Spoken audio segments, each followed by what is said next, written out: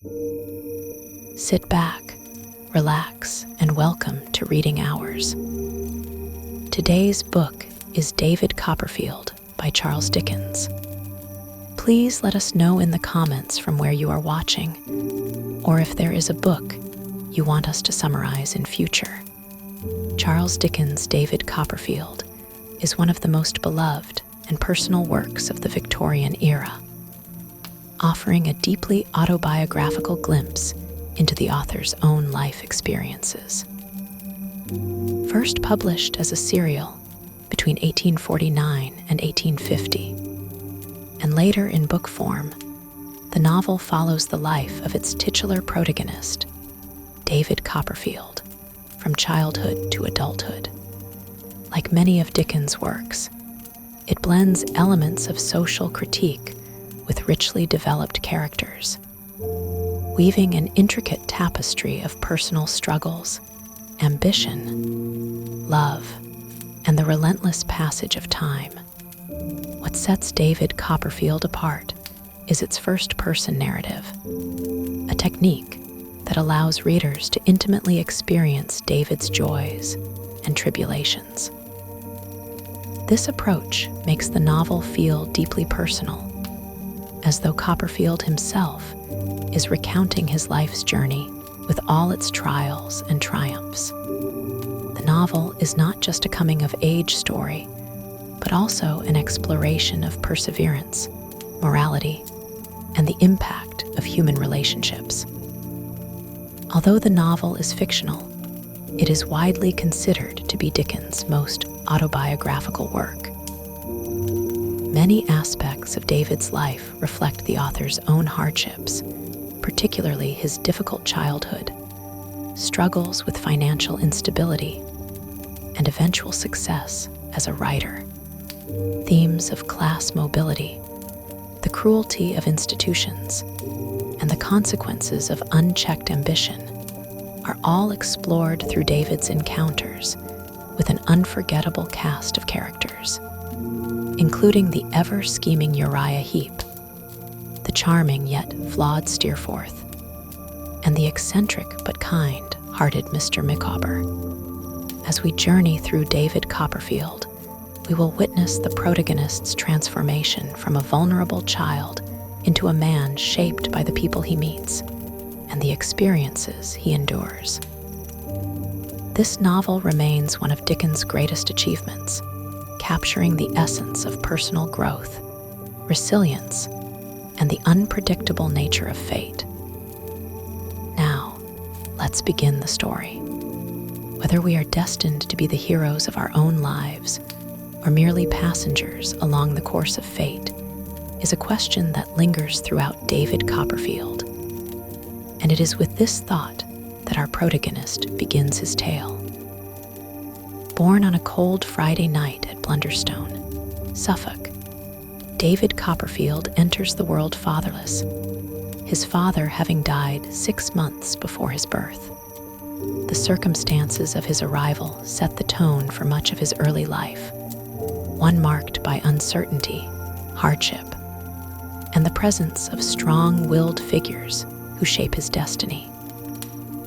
David's first and strongest connection is with his mother, Clara Copperfield, a gentle and affectionate woman who, though loving, is also fragile in temperament. She dotes on her newborn son, providing him with all the warmth and kindness she can offer in a world that is often unkind to those without a protector. Also present in David's life is Peggotty, the loyal and kind-hearted family servant who cares for both mother and child with unwavering devotion. Peggotty is the first person to instill a sense of love and security in young David's world. However, this peaceful existence is overshadowed by another presence, David's formidable great-aunt, Betsy Trotwood. The very night David is born, Miss Trotwood arrives at the house, storming in with all the force of her eccentric and unyielding personality.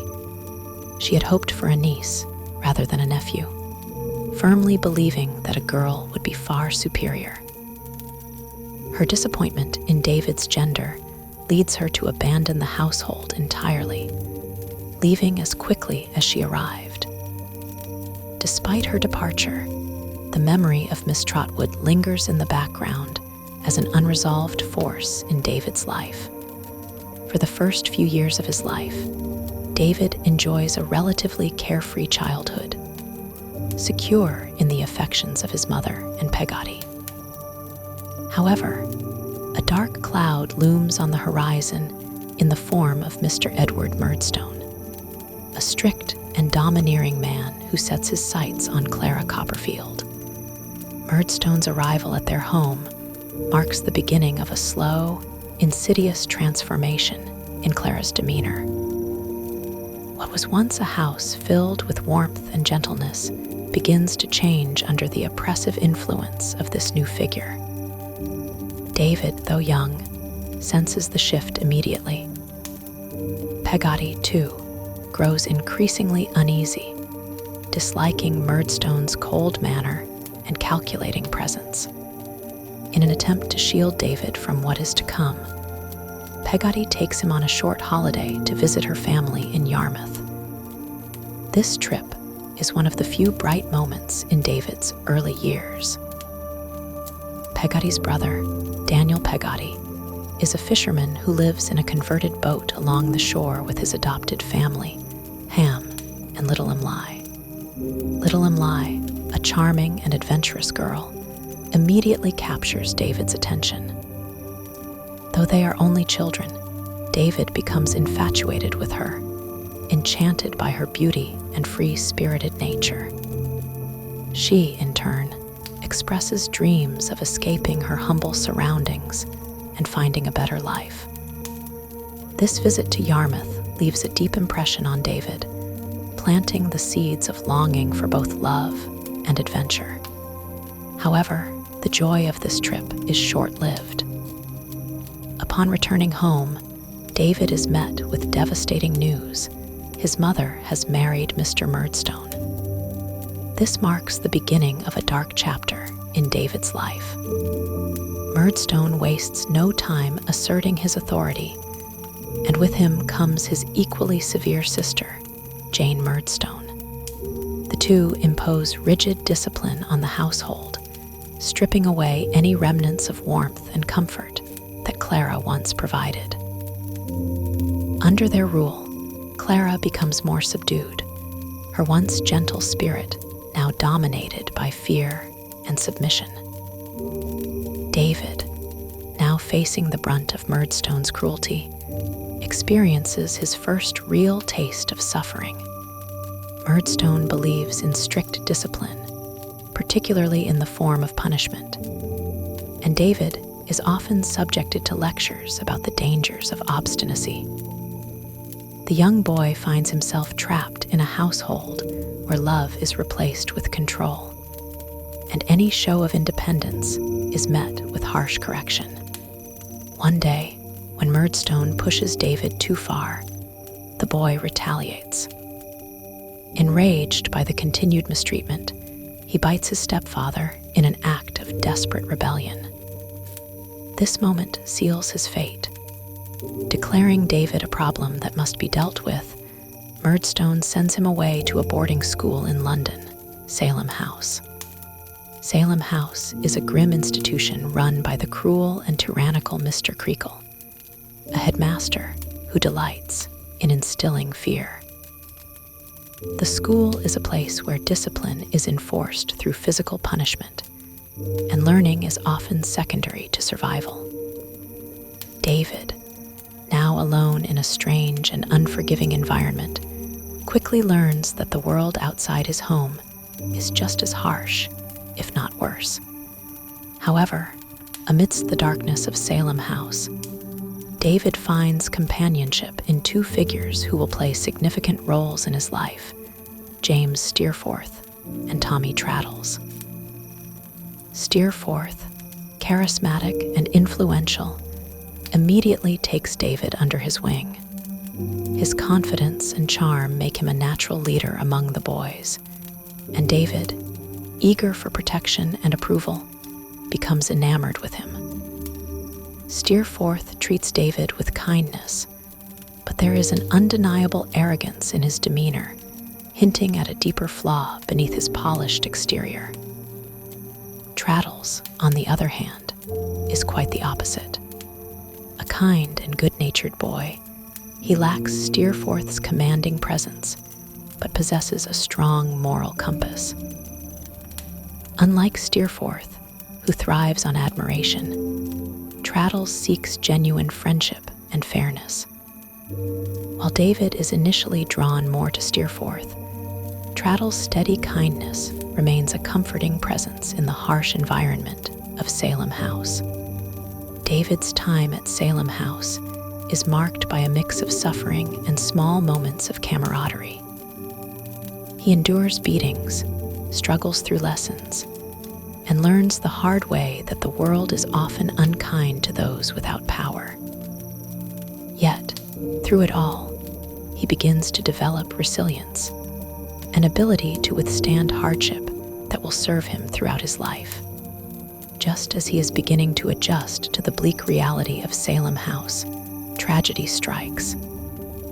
News arrives that his mother, Clara Copperfield, has died, along with the baby she had with Mr. Murdstone. The loss is a crushing blow. His mother, though weakened by years of oppression, had been his last true connection to a life of love. With her gone, David is left entirely at the mercy of the Murdstones, who waste no time in ridding themselves of the burden of his existence. The Murdstones decide that David's education is no longer a priority. Instead of allowing him to continue his schooling, they send him to London to work at Murdstone and Grinby's, a blacking factory. At just 10 years old, David is forced into a life of labor, cleaning bottles in grimy conditions for meager pay. The factory is a harsh, degrading place, filled with struggling workers and overseers who care little for the well-being of a child. David, once a boy with dreams of love and adventure, now finds himself in a reality where survival is the only priority. He feels abandoned, lost in a world that offers no warmth or kindness. Yet, even in the depths of despair, he begins to recognize something crucial. If he is to change his fate, he must rely on himself. This realization marks the beginning of David Copperfield's true journey, one where he must forge his own path in a world that seems determined to break him. With his mother gone, and the Murdstones having discarded him as a useless burden, David Copperfield finds himself thrust into the cold and unforgiving world of child labor. At just 10 years old, he is sent to work at Murdstone and Grinby's, a blacking warehouse in London.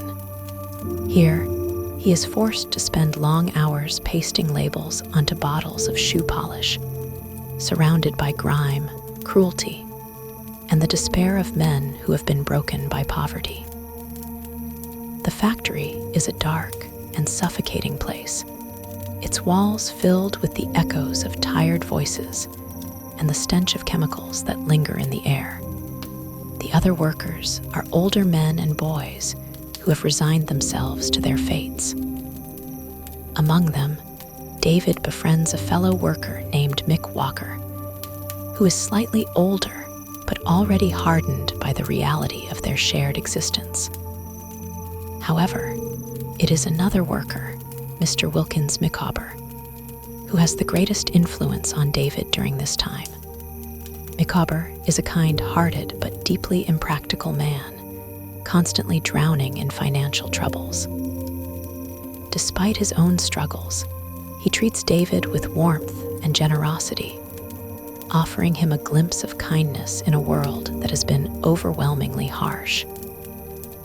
Micawber's situation is dire. He lives in perpetual debt, constantly pursued by creditors. His philosophy of life is simple: something will always turn up. This blind optimism, though often misplaced, becomes a source of hope for David, who clings to any semblance of warmth in his bleak circumstances. The Micawber household is chaotic, but filled with love, a stark contrast to the cold efficiency of the Murdstone regime. Mrs. Micawber, equally hopeful despite their never-ending financial woes, stands by her husband with unwavering loyalty. They take David in as a lodger, and though they barely have enough for themselves, they share what little they have with him. For the first time since his mother's death, David experiences something resembling family. Yet, the financial instability of the Micawbers is inevitable. Soon, Micawber is arrested for debt and sent to debtor's prison, a common fate for those who, like him, cannot manage their finances. Though the prison is meant as punishment, Micawber adapts quickly, treating it almost as a social club rather than a place of confinement. David, however, is left to fend for himself once again. At this moment of crisis, something within David changes. He realizes he cannot remain in this life forever. He must take action. With no family left to protect him, no education to rely upon, and no place to call home, he makes a bold decision. He will seek out his only remaining relative, his great-aunt Betsy Trotwood, in Dover. This journey is no small feat.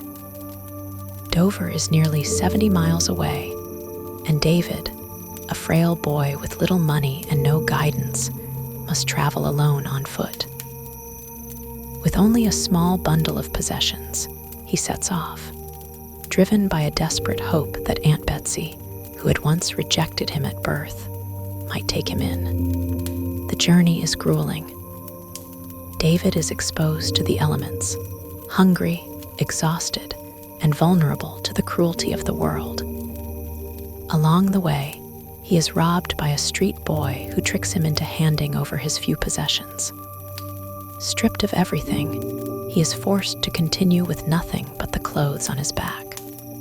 Days of wandering, begging for food, and sleeping in barns and hedges bring him to the cliffs of Dover, where he finally reaches the home of Betsy Trotwood. He arrives in a wretched state, filthy, ragged, and half-starved. When he knocks on her door and introduces himself as David Copperfield, her response is not one of immediate warmth, but of characteristic sharpness. Betsy, though eccentric and commanding, is not cruel. Despite her initial disapproval of David's existence years ago, she takes him in and listens to his story. The sight of the pitiful boy before her, worn down by suffering and misfortune, stirs something in her. She decides, in her own brusque way, that she will take charge of him. The introduction of Betsy Trotwood into David's life marks a turning point. She is unlike anyone he has ever known, strong-willed, opinionated, and fiercely independent. Her life is governed by her own strict sense of order, and she does not tolerate nonsense or sentimentality. She has one peculiar rule: no donkeys on her land. She spends much of her time chasing away trespassing donkeys, a quirk that amuses and confounds David. Living with Betsy also introduces David to another important figure, Mr. Dick. Mr. Dick is a gentle and simple-minded man who has been under Betsy's care for years. Though others might dismiss him as mad, Betsy insists that he is far wiser than people assume. He spends his time obsessively writing a never-ending memorial, constantly struggling to keep thoughts of King Charles I from creeping into his work. Despite his eccentricities, Mr. Dick is kind and loyal, and he becomes one of David's first true friends. Under Betsy's guardianship, David experiences stability for the first time in his life. She ensures that he is well fed, properly clothed, and most importantly, educated. Recognizing his intelligence and potential, she arranges for him to attend school under the tutelage of Dr. Strong, a kind-hearted and respected teacher. David's life begins to transform. In Canterbury, where he is sent to study, he meets new acquaintances who will shape his future. One of the most notable is Agnes Wickfield, the daughter of Mr. Wickfield, a lawyer and Betsy's business advisor. Agnes is everything that David admires, wise beyond her years, gentle, and full of quiet strength.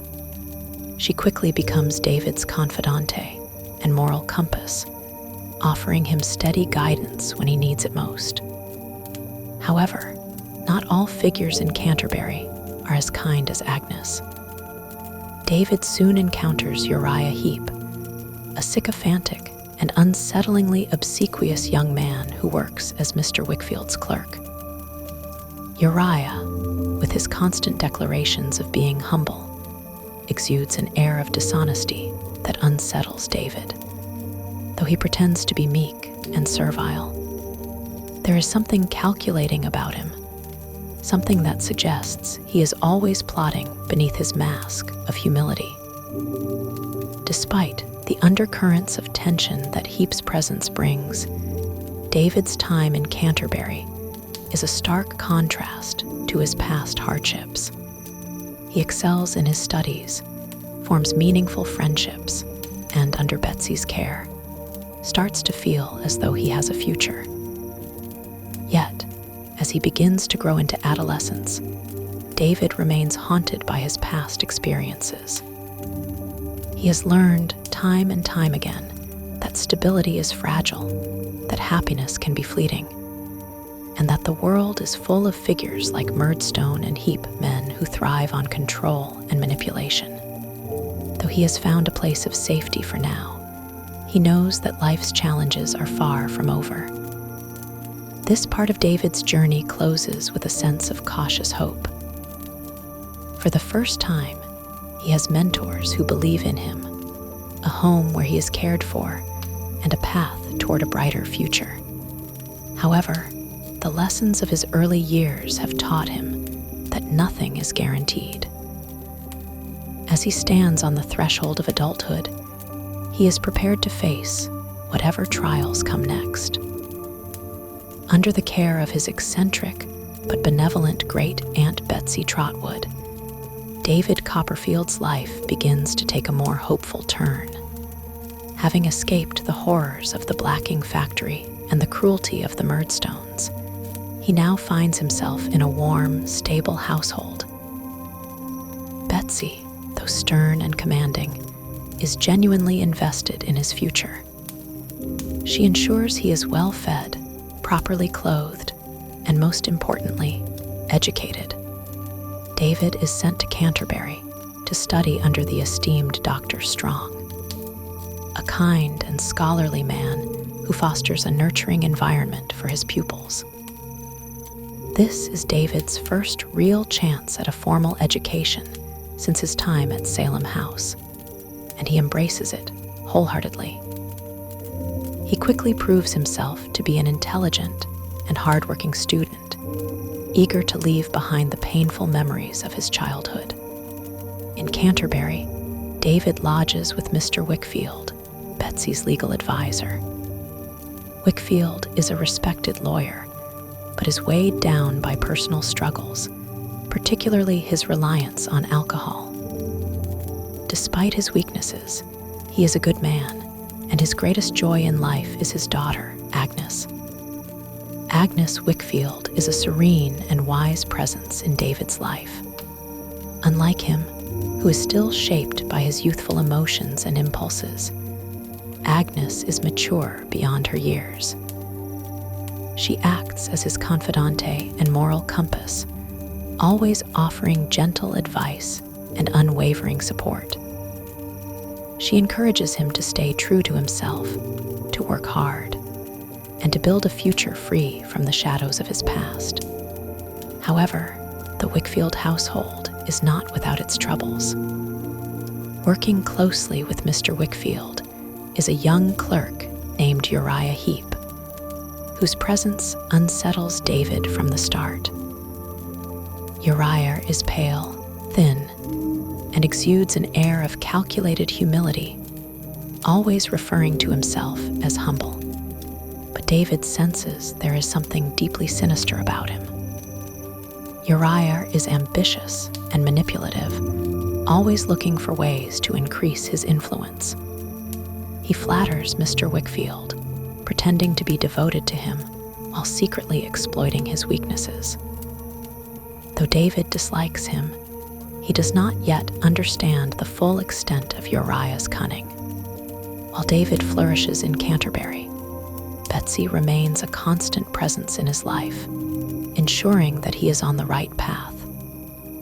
She continues to govern her home with a firm hand, maintaining her peculiar habits, such as chasing donkeys off her land. However, beneath her no-nonsense exterior, she deeply cares for David and is determined to see him succeed. As David grows older, he begins to consider his future. He has long admired the legal profession and starts to think about pursuing a career in law. Betsy, ever practical, supports this ambition and arranges for him to start clerking for a proctor in London, marking the beginning of his professional journey. Leaving Canterbury behind is bittersweet. Though he is eager to embrace adulthood, David is reluctant to part with the people who have become his second family. Agnes, in particular, is difficult to leave, but he reassures himself that their friendship will remain strong despite the distance. Upon arriving in London, David finds himself in a new and unfamiliar world. He secures a position with Mr. Spenlow and Mr. Jorkins, two lawyers who specialize in proctorial work. The firm's office is respectable, but operates on strict hierarchies, with Mr. Spenlow as the charming but authoritative figurehead, and Mr. Jorkins as the silent partner, who is often used as an excuse for decisions that Spenlow does not want to take responsibility for. It is here that David first encounters Dora Spenlow, Mr. Spenlow's daughter, and is immediately smitten. Dora is beautiful, delicate, and lighthearted, with an almost childlike innocence that captivates David. He falls hopelessly in love with her, seeing her as the ideal embodiment of romance. However, their courtship is far from simple. Dora is accustomed to a life of luxury, and her father is unlikely to approve of David, who is still struggling to establish himself. While navigating his career and romantic aspirations, David also reconnects with old acquaintances. He crosses paths with his childhood friend James Steerforth, whose charm and confidence remain as captivating as ever. Steerforth is a young man of great privilege, but his arrogance and recklessness have only grown with time. Despite sensing these flaws, David remains deeply devoted to him, idolizing him in a way he does not fully understand. Through Steerforth, David is introduced to the Peggotty family once again. He visits their humble home in Yarmouth, where he is warmly welcomed by his old nurse, Peggotty, and her brother, Mr. Peggotty. The family is still close-knit, and they have taken in little Imlay, now a young woman. Imlay, who was once a spirited and playful child, has grown into a striking but restless young woman. Though she is engaged to her cousin, Ham Peggotty, she harbors dreams of escaping her simple life and entering a world of greater refinement. This longing makes her particularly vulnerable to Steerforth's charms. Though he presents himself as her friend, there is an unmistakable air of manipulation in his interactions with her. Meanwhile, David's life in London continues to evolve. He moves into new lodgings with his old acquaintance, Mr. Micawber, whose financial troubles persist as always. Though Micawber remains his usual optimistic self, his situation grows increasingly dire, and David begins to worry for his well-being. At the same time, he remains deeply enamored with Dora Spenlow, despite the impracticality of their relationship. He idealizes her beauty and sweetness, believing that his love for her will overcome any obstacles. However, he fails to recognize that Dora, though affectionate, is far from suited to the hardships of real life. She has been sheltered all her life and is unprepared for the responsibilities of marriage and domestic life. As David juggles work, friendships, and romance, trouble continues to brew in the background. Uriah Heep's influence over Mr. Wickfield grows stronger, and it becomes increasingly clear that he is manipulating the older man for his own gain. Uriah's presence in David's life is an ever-growing shadow, one that hints at greater turmoil to come. By the end of this stage in David's journey, he has transitioned from boyhood to early adulthood. He has experienced love, ambition, and the first tastes of professional life. However, he remains naive in many ways, especially in his relationships with people like Steerforth and Dora, whom he views through a lens of idealism rather than reality. Though he is no longer the helpless child who once wandered the streets of London in rags, David's path is still full of uncertainties. The choices he makes in the coming years will shape his future. But for now, he is simply caught in the whirlwind of youth, blinded by love, ambition, and the ever-deepening complexities of life.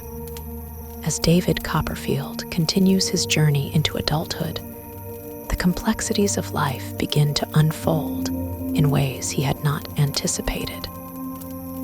His love for Dora Spenlow grows deeper, though it remains an impractical and largely one-sided infatuation.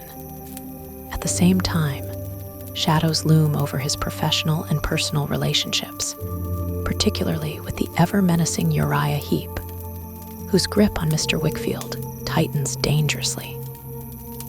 Meanwhile, David's friendships, especially with Steerforth and the Peggotty family, take unexpected and heartbreaking turns.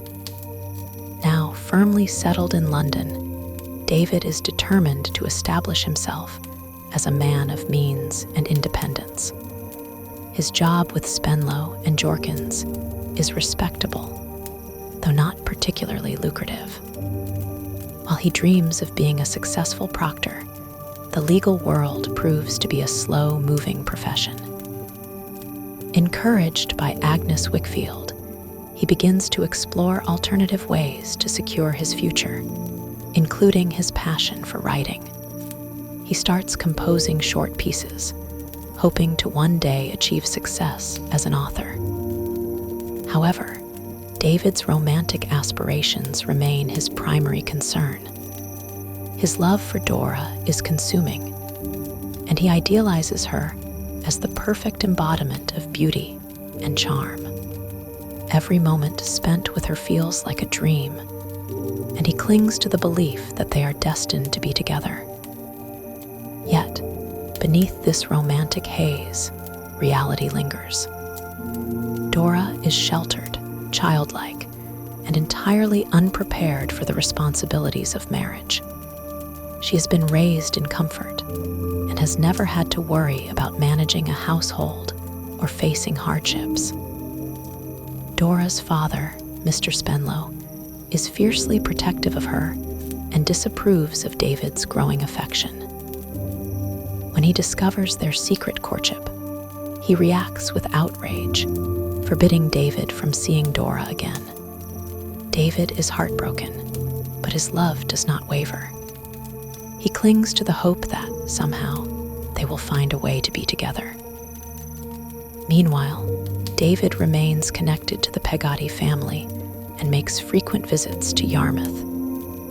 He finds solace in the warmth of their home, where Mr. Peggotty continues to provide unwavering love and support to his family. Ham Peggotty remains deeply in love with little Emily, and their engagement seems set for a happy future. However, there are troubling undercurrents in Emily's heart. She has always been restless, longing for a life beyond the simple existence offered in Yarmouth. This restlessness does not go unnoticed by James Steerforth, whose charm and influence prove to be both captivating and dangerous. Steerforth, though admired by many, is a man of privilege and recklessness. He finds amusement in bending people to his will, and his interactions with Emily grow increasingly dangerous. Despite David's deep admiration for his friend, he cannot ignore the warning signs. There is something unsettling about Steerforth's attention toward Emily, and yet David hesitates to intervene, still blinded by his loyalty to his old schoolmate. Then, the inevitable disaster strikes. One day, Emily disappears, leaving behind only a letter of farewell. She has run away with Steerforth, abandoning her home, her family, and her engagement to Ham. The revelation shatters the Peggotty household. Mr. Peggotty, though devastated, refuses to give up on Emily. He vows to find her and bring her home, no matter how long it takes. His love for his niece is unshaken, even in the face of disgrace. Ham, on the other hand, is heartbroken beyond words. His quiet devotion to Emily had been the foundation of his dreams, and now those dreams have been cruelly shattered. The entire community of Yarmouth mourns her loss, but none more than her family, who must now live with the painful reality of her decision. David, torn between loyalty and outrage, confronts Steerforth. He demands to know why he has ruined Emily's life, but Steerforth, ever arrogant, sees no fault in his actions. To him, Emily was merely another conquest, someone he could charm and control for his own amusement. David is appalled, but there is little he can do. The damage has been done. In the midst of this turmoil, tragedy strikes David's own life. Mr. Spenlow, Dora's father, dies suddenly, leaving Dora without guidance or protection. With her father gone, Dora is left in a vulnerable position. Though she has inherited a small fortune, she lacks direction, and David sees an opportunity to finally be with her. Without her father's opposition, he hopes they can marry and build a life together. However, as their relationship deepens, cracks begin to show. Dora, while affectionate, is naive and impractical. She struggles to grasp the responsibilities of a real relationship, and David, though blinded by love, begins to see that their marriage may not be as idyllic as he once imagined. Yet, he refuses to let go of his dream. Meanwhile, David's professional life takes a surprising turn. His writing begins to gain recognition, and he experiences his first taste of success as an author. Encouraged by Agnes and Betsy, he continues to develop his craft, realizing that storytelling may be his true calling. His literary success provides him with newfound confidence, but even as his career flourishes, the turmoil in his personal life remains unresolved. Uriah Heep, ever lurking in the background, continues his insidious rise to power. He has now fully ensnared Mr. Wickfield, manipulating him into complete dependency. Heap's ambitions are greater than ever, and his ultimate goal becomes clear. He wants control over Agnes, hoping to force her into marriage. His obsession with her is both unsettling and sinister, and David finds himself increasingly alarmed by the depths of Heap's deception. By this point, David has matured significantly, but he is still learning the painful lessons of adulthood. Love, loss, ambition, and betrayal all weave through his life, shaping him in ways he could never have anticipated. As he stands on the precipice of his future, he realizes that the choices he makes now will define him forever. There are still challenges ahead, battles to be fought, hearts to be mended, and truths to be faced.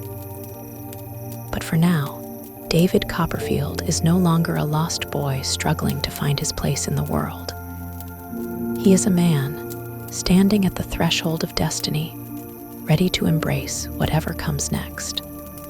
As David Copperfield's life continues to evolve, he finds himself at the crossroads of love, ambition, and responsibility. With Dora now free from her father's constraints, David believes their future together is certain. At the same time, his writing career begins to take off, granting him a sense of independence and self-worth.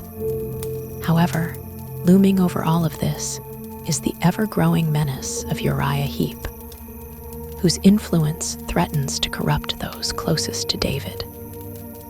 The threads of his life intertwine in ways that will test his resilience and force him to confront the realities of adulthood. David's literary success is gradual but promising. Encouraged by Betsy Trotwood and Agnes Wickfield, he continues writing with great determination. His early works are met with positive reviews, and for the first time, he begins earning a steady income from his craft. This newfound success emboldens him to take the next step in his personal life, his long-awaited marriage to Dora. Dora remains the light of David's life, but her childish nature becomes increasingly evident. While she adores him, she is utterly unprepared for the realities of married life. She lacks the skills to manage a household and finds domestic responsibilities overwhelming. When David attempts to teach her, she pouts, cries, or laughs it off, claiming she will never be a sensible housekeeper. Despite these challenges, David remains deeply in love with her, convincing himself that their love will overcome any hardship. The wedding takes place in an atmosphere of joy and celebration. But David soon discovers that marriage is not as idyllic as he had imagined. Dora's frivolous ways make financial planning difficult, and she struggles to understand the seriousness of their responsibilities. She continues to treat life as a game, and while her charm and innocence once captivated David, he now finds himself longing for a deeper connection, one built on mutual understanding and support. Meanwhile, Uriah Heep's hold over Mr. Wickfield intensifies. With his deceitful ways, Heap has gained increasing control over Wickfield's legal practice, using his power to manipulate and intimidate those around him. His ambitions grow bolder, and his sinister interest in Agnes becomes more apparent. He insinuates that he and Agnes will one day be married, a thought that fills David with rage. He cannot bear the idea of Agnes, his steadfast friend and moral compass, being bound to a man as vile as Uriah Heep. Agnes, however, remains composed, carrying herself with quiet dignity. She is deeply troubled by her father's decline, but refuses to show weakness. She continues to support David in his literary endeavors and personal struggles, always offering him wisdom and guidance. David begins to see her in a new light, not just as a dear friend, but as someone who represents stability and emotional depth, qualities he is beginning to realize are absent in his marriage to Dora. As time passes, David's responsibilities grow heavier. Betsy Trotwood, his ever-loyal benefactor, suffers a financial setback, losing much of her wealth. Though she remains strong-willed and refuses to dwell on her losses, David takes it upon himself to support her in any way he can. His increasing financial burden forces him to take his writing more seriously, pushing himself harder to ensure stability for those who depend on him. Meanwhile, tragedy looms over the Peggotty family. Mr. Peggotty, still determined to find little Emily, has been tirelessly searching for her, traveling from town to town in the hope of bringing her home. His devotion is unwavering, and his faith in Emily remains strong despite the disgrace she has endured. When news finally arrives of Emily's whereabouts, it is both heartbreaking and hopeful. She has been abandoned by Steerforth, cast aside after he grew bored of her. Alone and shamed, she has been living in hiding, too afraid to return home. When Mr. Peggotty finally finds her, his love for her is as steadfast as ever. He does not judge or scorn her, but instead offers her the unconditional support she so desperately needs. However, the reunion is bittersweet. Emily is a shadow of her former self, broken by the betrayal and the weight of her choices. She longs for redemption, but fears she will never truly be free from the shame of her past. Mr. Peggotty makes the decision to take her away, to start anew in Australia, where she can escape the stigma and build a fresh life. The departure is painful, but it is the only way for Emily to have a chance at healing.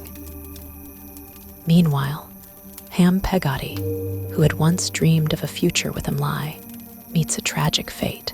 In a terrible storm off the coast of Yarmouth, he bravely attempts to rescue a shipwrecked passenger, only to lose his life in the process. The irony is devastating. The man he tries to save is none other than James Steerforth, the very man who destroyed his happiness.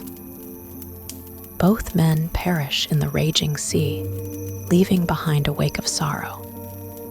David, shaken by these events, reflects deeply on the fragility of life and the weight of one's choices. The loss of Steerforth is particularly unsettling. Though Steerforth had proven himself to be selfish and destructive, David cannot erase the memories of their childhood friendship. He mourns not only the man Steerforth became, but also the boy he once was, the charming, fearless companion of his school days. In the midst of all this turmoil, Dora's health begins to decline. She falls gravely ill, and David is forced to confront the painful truth. Their marriage, built on dreams and idealized love, was never meant to withstand the trials of real life. As Dora weakens, she comes to a heartbreaking realization. She was never meant to be a wife in the way David needed. She urges him to stop trying to change her and to accept that their love, though real, was not enough to sustain them. In her final days, she asks David not to grieve, but to remember her as the light-hearted girl he fell in love with.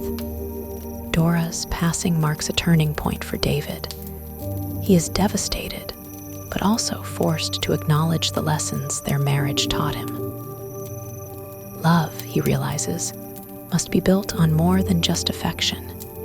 It must be grounded in understanding, mutual support, and shared values. As David processes his grief, he begins to see his future more clearly. His career as a writer continues to flourish, and he gains recognition for his work. He also finds himself drawn more deeply to Agnes Wickfield, whose quiet strength has been a constant presence in his life. But before he can embrace the next chapter, there is one final confrontation that must take place. Uriah Heep's downfall is near, and justice must be served. As the threads of David's life weave together, the lessons he has learned about love, loss, ambition, and integrity shape him into the man he is destined to become. The trials he has faced have tested him, but they have also prepared him for the life ahead. The story of David Copperfield is far from over, and as the final challenges approach, the true measure of his character will be revealed. David Copperfield's life continues to unfold with a mixture of triumph and sorrow. His writing career flourishes, yet his personal life remains fraught with emotional upheaval. With the devastating loss of Dora, he must navigate the complexities of grief while confronting the ongoing struggles of those around him. As the weight of responsibility grows heavier, David finds himself on a path of self-discovery, one that will ultimately lead him to a deeper understanding of love, justice, and his own purpose in life. Dora's passing leaves David in a state of profound melancholy. Though their marriage had been fraught with difficulties, his love for her was real, and the pain of her absence lingers. For weeks, he isolates himself, consumed by grief and reflection. He questions whether he could have done more, whether he had been too blind to see that their love was never meant to endure the trials of life.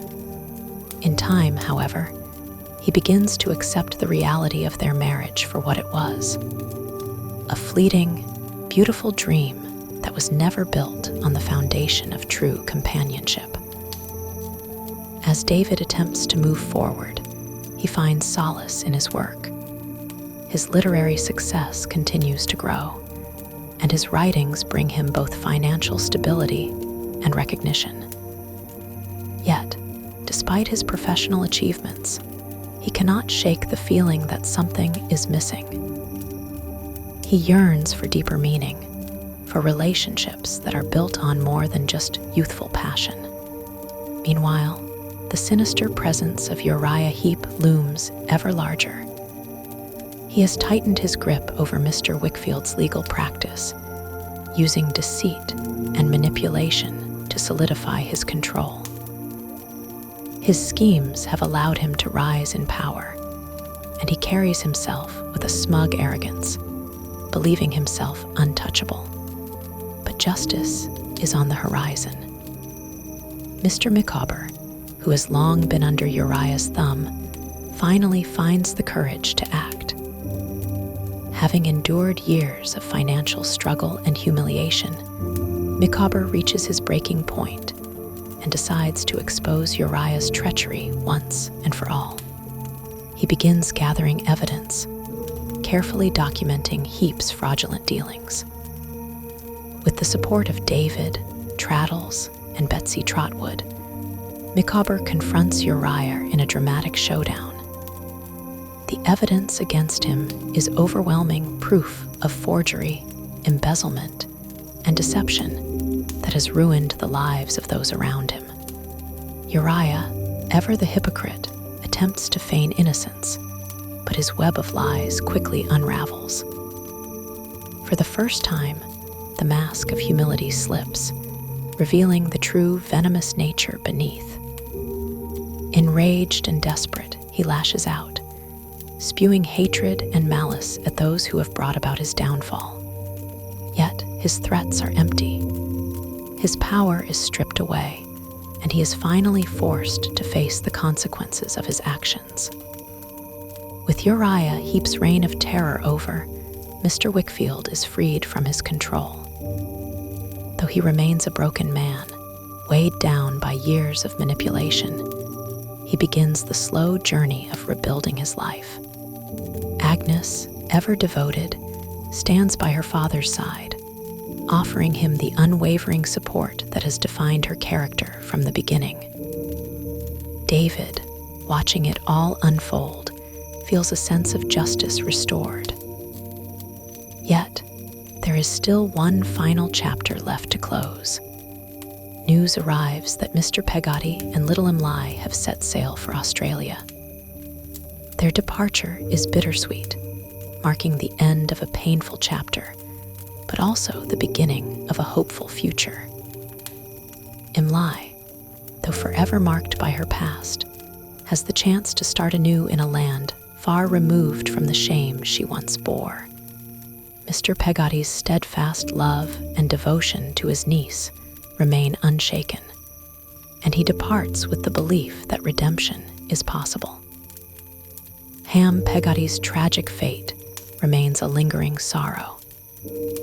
His selfless act of courage, attempting to save Steerforth in the storm, is a testament to his noble character.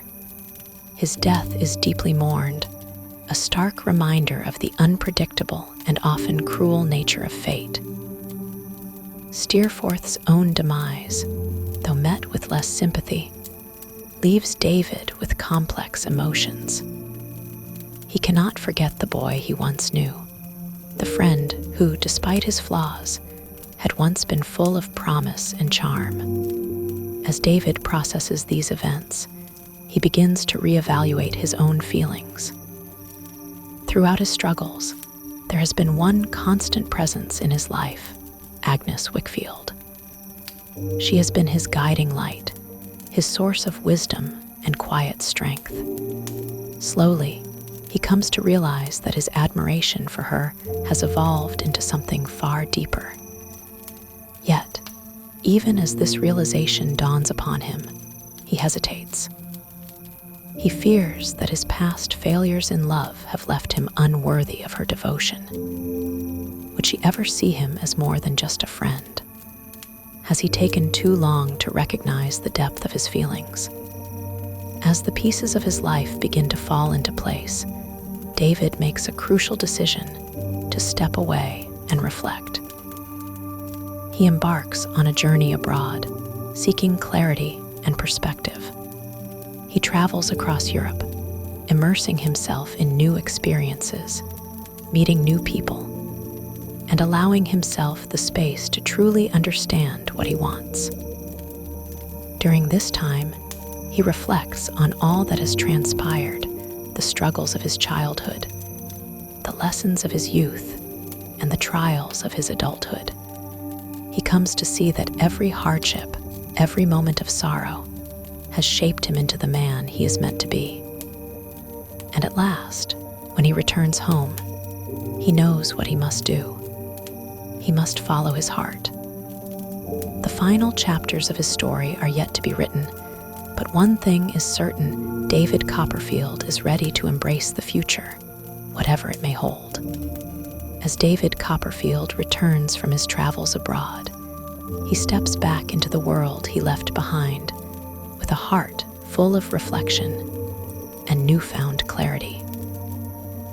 The years of struggle, heartbreak, and self-discovery have transformed him, making him a man who understands not only himself, but also the nature of the people who have shaped his journey. Though he left England burdened with grief and uncertainty, he returns with a sense of peace and resolution, ready to embrace the life that awaits him. His first stop upon arriving home is to visit his dear aunt, Betsy Trotwood. The sight of her sturdy figure, her sharp yet affectionate gaze, fills him with an immediate sense of comfort. She receives him warmly, her characteristic sternness softened by genuine joy at his return. "Well, Trot," she says with a glimmer of satisfaction in her eyes, "you look more like yourself than when you left." David smiles, realizing that she is right. He no longer carries the sorrowful weight that once burdened him. He tells her of his time abroad, of how he wandered through Europe, seeking solace and understanding. He speaks of his quiet moments of reflection, the way he poured himself into his writing, and how, at last, he had come to terms with his past. Betsy listens intently, her pride in him evident. She is pleased to hear that his writing has begun to flourish, and even more so that he has grown into himself. But she does not press him about his future, not yet. She knows that some matters must be faced in their own time. As David reacquaints himself with his old life, he finds comfort in the presence of his friends. Traddles, ever the kind and loyal companion, welcomes him back with enthusiasm. Now an established lawyer, Traddles has built a secure and happy life with his wife, Sophie. David marvels at his friend's stability and devotion, recognizing in him a quiet contentment that he himself has longed for. But as much as David enjoys these reunions, there is one person he longs to see above all others, Agnes Wickfield. During his time abroad, David had come to fully understand the depth of his feelings for Agnes. He had always loved her, though for years he had been too blind to see it. She had been his anchor, his guiding light through every hardship. And now, with his heart finally clear, he returns with the hope that it is not too late. When he visits Agnes, he is struck once again by the quiet grace and serenity that surrounds her. She welcomes him with warmth, her expression filled with the same steadfast affection that has always been there. They sit together and talk, speaking of all that has happened since he left. She tells him of her father, Mr. Wickfield, who has been slowly recovering from the ruin that Uriah Heep had inflicted upon him. The old house is restored, and there is a newfound peace in their lives. David watches her as she speaks, his heart full of longing. He wonders if she could ever return his love, or if he has waited too long to tell her. The fear of rejection weighs on him, but he knows that he cannot keep his feelings hidden any longer. Finally, with great emotion, he confesses to her. He tells her that he loves her, that he has always loved her, even when he did not realize it. He speaks of how she has been the truest friend he has ever known, the one person who has never wavered in her kindness and support. For a moment, there is silence. David holds his breath, afraid of what she might say. But then, with tears in her eyes, Agnes smiles, a smile filled with all the love and devotion she has carried in her heart for years. "I have loved you all my life," she whispers. David is overwhelmed with emotion. He realizes in that instant that this is what love is meant to be, not fleeting infatuation, not the naive passion of youth, but something deep, enduring, and true. Their love is not a sudden revelation, but a quiet certainty that has been there all along, waiting for the right moment to be acknowledged. And as they embrace, David knows that he has finally found what he has been searching for all these years. But even as he finds his own happiness, he is mindful of the people who have walked alongside him on this journey. The Micawbers, ever the dreamers, have finally decided to seek a new life in Australia. After years of financial hardship, failed schemes, and endless optimism, they see emigration as their last chance for a fresh start. Though David will miss them dearly, he knows that this is the best decision for them. Mr. Micawber, in his usual grandiose fashion, speaks passionately about the opportunities that await them in the new world. "My dear Copperfield," he declares, "I go forth to seek my fortune in a land where merit is recognized and where the humble may rise to prosperity." David cannot help but smile, hoping with all his heart that, for once, Micawber's aspirations will be fulfilled. And in truth, he believes they will be. There is something different about this new venture, an air of true determination rather than mere wishful thinking. With bittersweet farewells, David watches as the Micawbers set sail for their new home. knowing that, whatever happens, they will meet their future with the same unyielding spirit that has defined them all along. Meanwhile, the ever-faithful Traddles continues to thrive. His legal career flourishes, and he remains as devoted to his family as ever. David takes great comfort in his friend's happiness, recognizing in Traddles a quiet kind of heroism, one that does not seek recognition, but simply works toward a good and honest life. As David looks around at the people who have shaped his journey, he feels a deep sense of gratitude. He has seen loss and sorrow, but he has also witnessed resilience, love, and the unwavering strength of the human spirit. With Agnes by his side, David enters the next chapter of his life, not with uncertainty, but with confidence and hope. Their marriage is not a grand spectacle, but rather a deeply meaningful moment shared with those they love. It is the beginning of a life built on mutual respect, trust, and an unbreakable bond. As David stands before his wife, gazing into her kind and steady eyes, he understands now that love is not something to be chased or sought.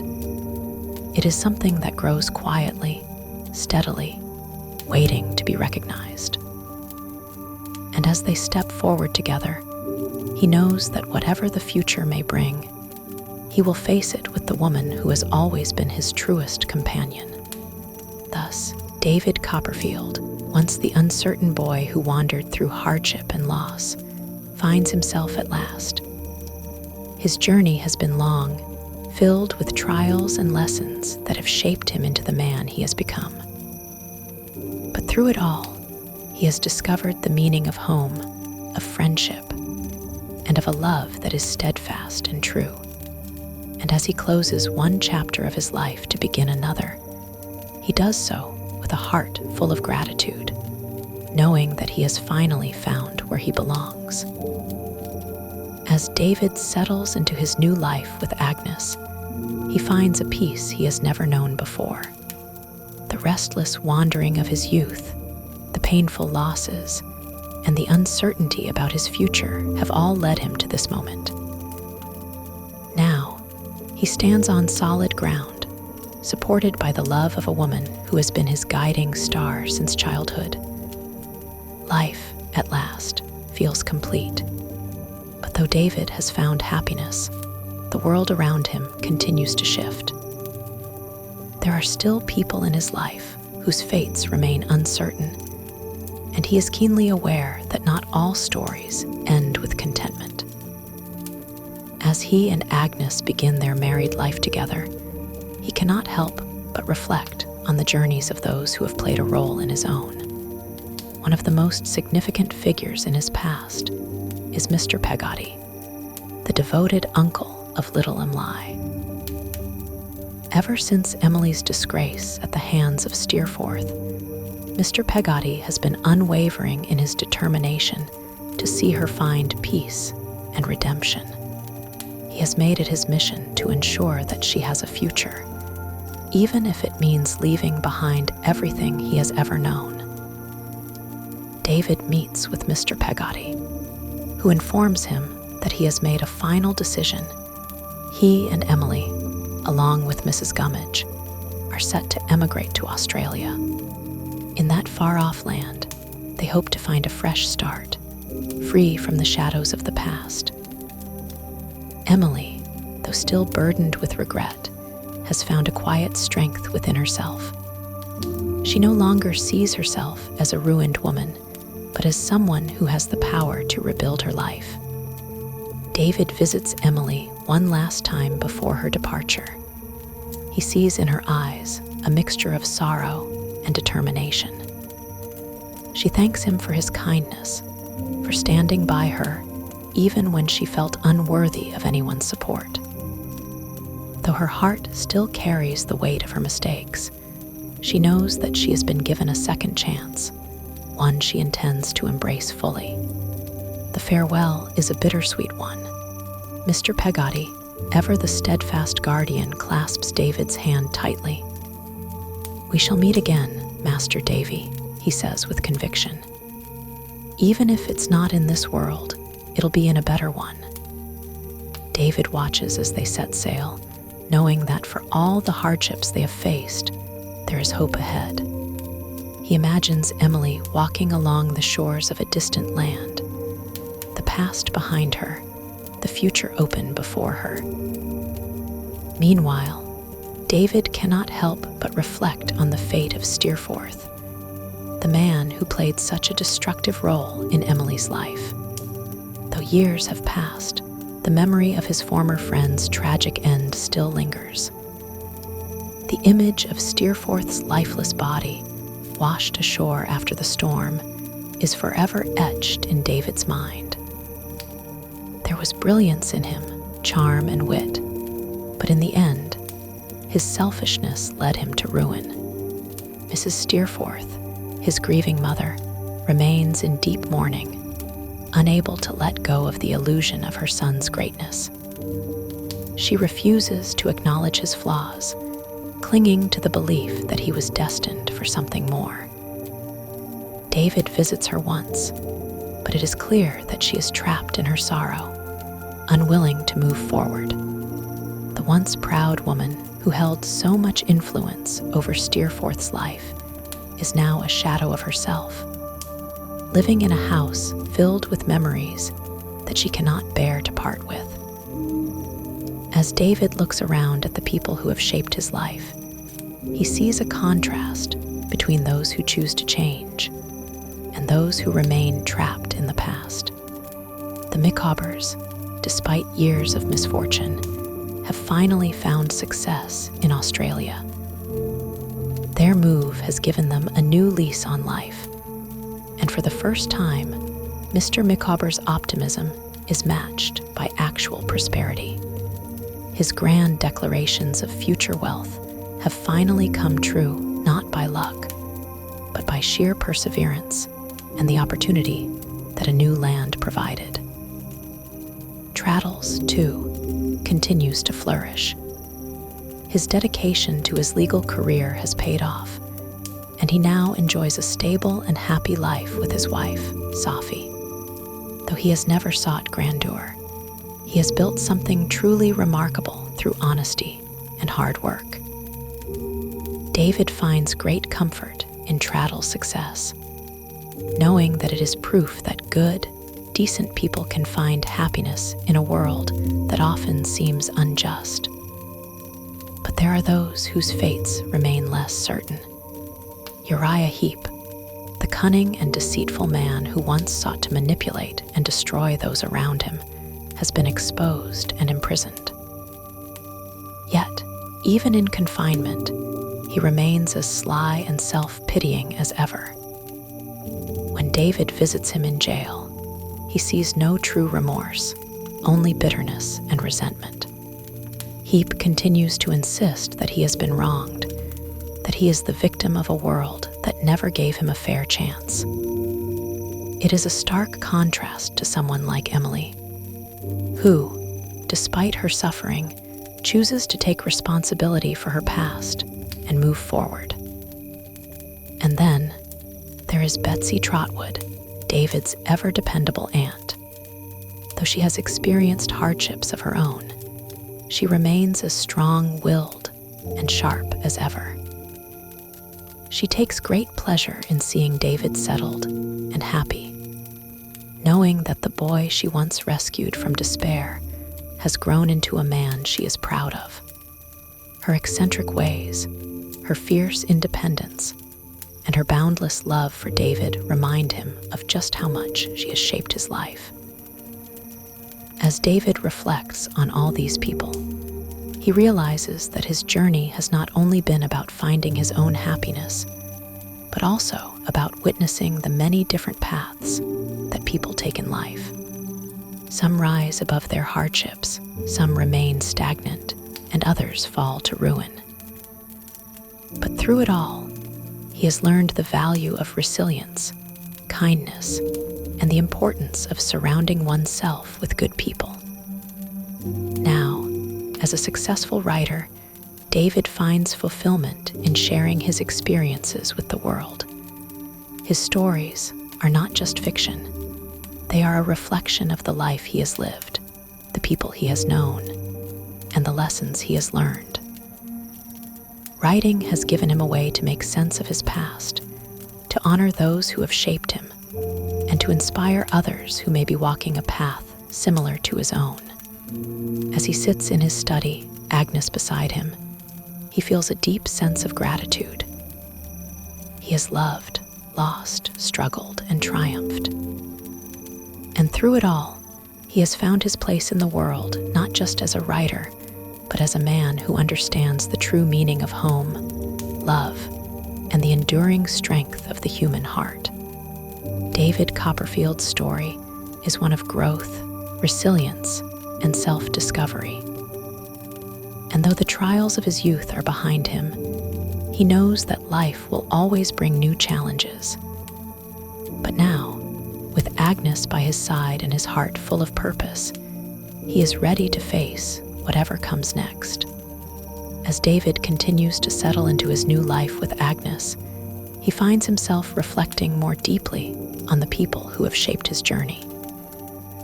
The past, with all its joys and sorrows, is never far from his mind. But now he sees it with a newfound clarity. Every hardship, every loss, and every triumph has led him to this moment, where love and stability surround him.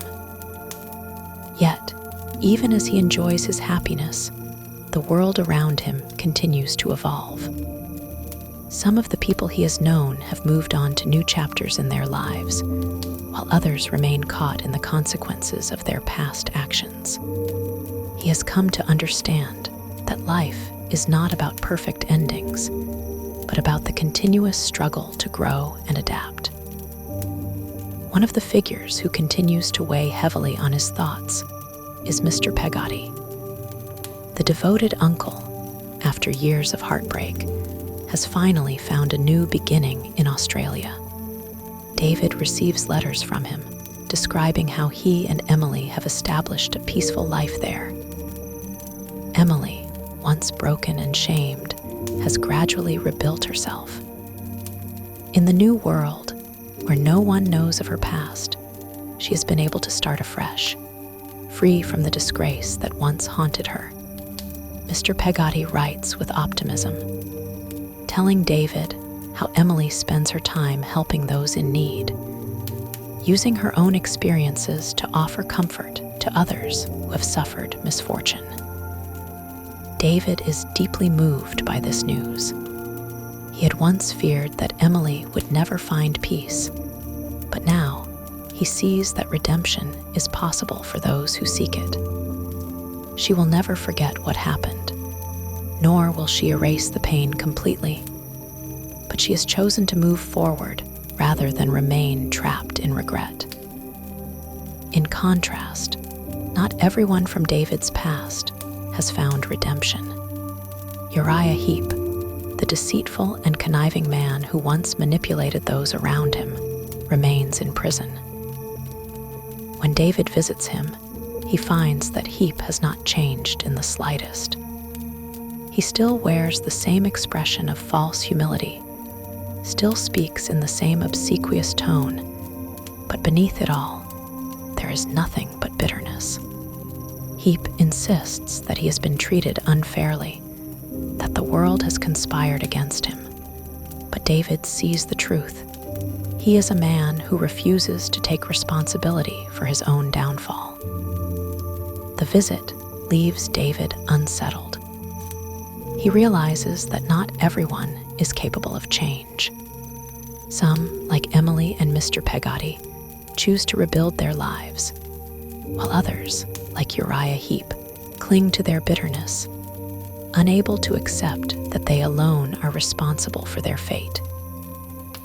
Meanwhile, the Micaubers have flourished in Australia. Mr. Micawber, once perpetually in debt and dreaming of fortune, has finally achieved the success he always longed for. In his letters, he describes his new life in glowing terms, boasting of his financial stability and the admiration he receives from those around him.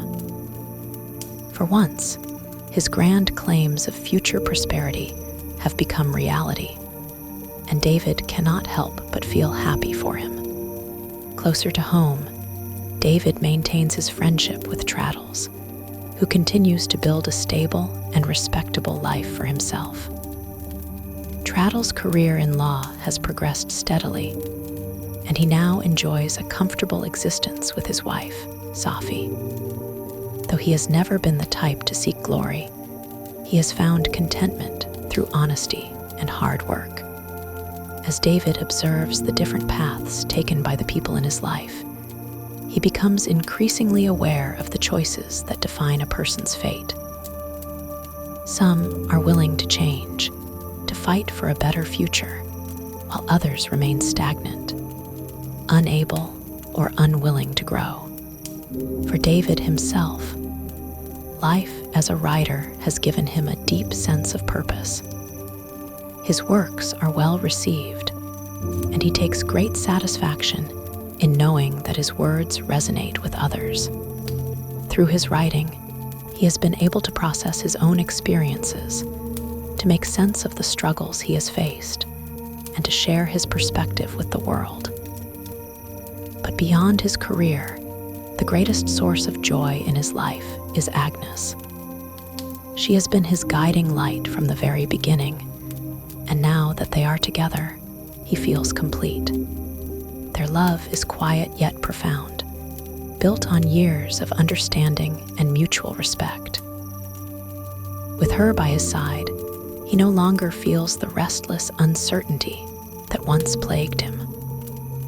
One evening, as they sit together in their home, David reflects on how much has changed since his childhood. He thinks of the hardships he endured, the loss of his mother, the cruelty of Murdstone, the struggles of his youth, and realizes that every challenge has led him to this moment. Though he has faced pain and sorrow, he has also been blessed with love, friendship, and a sense of purpose. As he watches Agnes, he silently vows never to take his happiness for granted. He knows that life is unpredictable, that there will always be difficulties to face, but he also knows that with Agnes by his side, he is stronger than he has ever been. David Copperfield's journey has been one of growth, resilience, and self-discovery. And though this chapter of his life is coming to a close, he knows that the story is far from over. There are still challenges ahead, still new experiences to embrace, but he faces them with confidence, knowing that he has built a life worth cherishing. As David Copperfield reflects on his life, he realizes how much he has changed from the innocent boy he once was. His journey has been filled with hardships and triumphs, with love and loss, but through it all, he has emerged stronger. Now, as a husband, father, and successful writer, he looks back on the past with a mixture of nostalgia and gratitude. His marriage to Agnes has brought him a deep and lasting happiness. She has always been his truest friend, the quiet force that has guided him through the most turbulent times. Their love is not built on dramatic passion, but on a steady foundation of mutual respect, shared values, and an understanding that requires no words. In Agnes, David has found the home he always sought. With her, he feels safe, cherished, and understood. As their family grows, David finds joy in fatherhood. His children are a source of endless delight, and he watches them with a sense of wonder, remembering his own childhood and all the struggles he faced. He is determined to provide them with a life of security and love, free from the uncertainties that once haunted him. In their laughter, he hears echoes of his own past innocence, and in their curiosity, he sees glimpses of the boy he once was. His writing career continues to flourish, and he takes pride in the fact that his work is well received. Through his books, he captures not only his own experiences, but also the emotions and lessons that have shaped him. Writing has always been more than just a profession for David. It has been a way to make sense of the world, to process his emotions, and to ensure that the people he has known, the struggles he has endured, and the victories he has celebrated are not forgotten. Despite the peace he has found, he often thinks of those who have influenced his life, both for better and for worse. He remembers his mother, Clara, whose love had been gentle, but whose fate had been tragic. He thinks of Peggotty, who had been his source of comfort during his most vulnerable years. He remains grateful for her steadfast loyalty, and though they are separated by distance, he knows she is happy, living a peaceful life with Mr. Barkys's legacy, providing her with comfort. He also reflects on the fate of Mr. Peggotty and Emily, who had left behind the pain of their past to start a new life in Australia. Their letters arrive occasionally, filled with gratitude and warmth, assuring David that they have finally found happiness. The decision to leave England had been a difficult one, but for Emily, it had been necessary to escape the shame and find redemption in a new world. Meanwhile, Mr. Micawber's fortunes have turned at last. Once drowning in debt and despair, he has found prosperity in Australia, proving that his long-standing belief in his eventual success was not misplaced.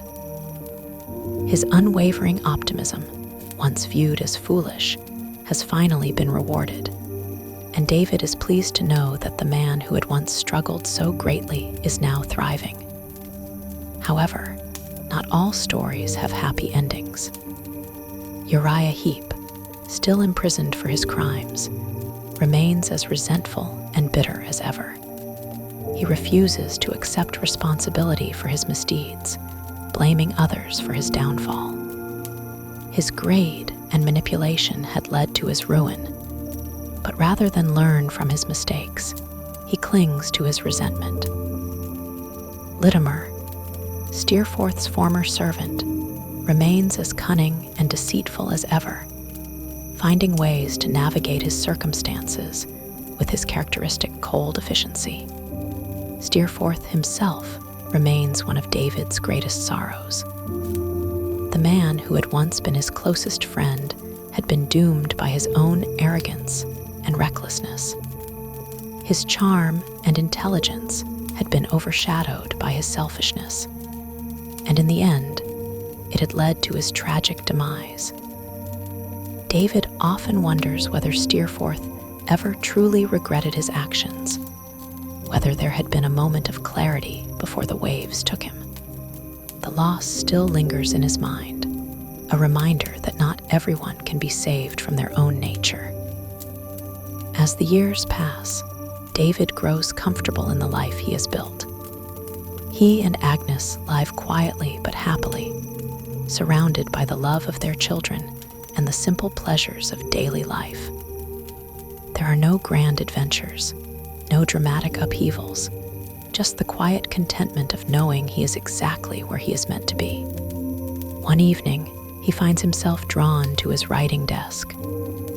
He sits down and begins to write not for an audience, not for publication, but for himself. He starts recording the story of his life, revisiting his childhood, his struggles, his triumphs, and his losses. As he writes, he feels a deep sense of catharsis. He sees his life laid out before him, not just as a series of events, but as a journey of growth, of learning, of becoming. He writes about the pain of losing his mother, the cruelty of Mr. Murdstone, and the loneliness of being sent away to work as a child. He recounts the friendships that sustained him, the love that shaped him, and the experiences that molded him into the man he is today. He does not shy away from the darker moments, for they, too, are part of his story. He acknowledges the suffering, the mistakes, and the regrets, but he also celebrates the joys, the victories, and the love that has made it all worthwhile. As he finishes the final pages, he leans back in his chair, feeling a sense of closure. His past will always be a part of him, but it no longer defines him. He has made peace with his journey, embracing both the hardships and the happiness. Agnes enters the room, watching him with a soft smile. He reaches for her hand, and in that simple touch, he finds everything he has ever needed. With her, he is whole. With her, he is home. David Copperfield's story is not one of unbroken happiness, nor is it one of endless suffering. It is a story of struggle, of growth, of resilience. It is a testament to the power of love, the strength of friendship, and the unwavering spirit of those who refuse to be defeated by life's challenges. As David steps into the future, he does so not with fear, but with gratitude. Every experience, every lesson, every hardship, and every joy has shaped him into the man he has become. And for that, he is thankful.